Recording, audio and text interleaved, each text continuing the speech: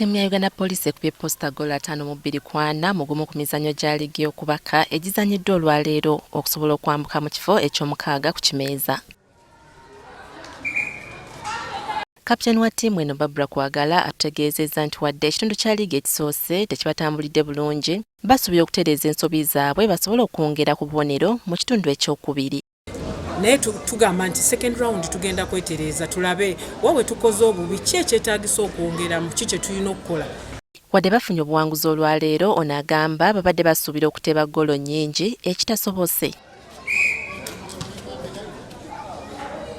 Aba ttiimu ya UPDF nabo batubuulidde ebiruubirirwa byabwe mu liigi sizoni eno. Naye games ezisigadde tusobola kukola bulungi.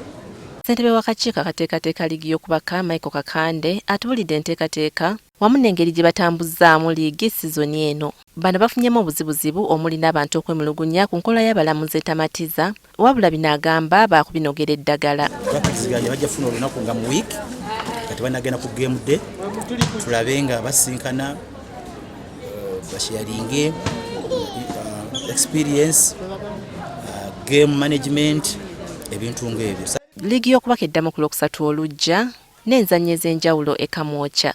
Regina Nalujja, NTV ku ssaawa emu.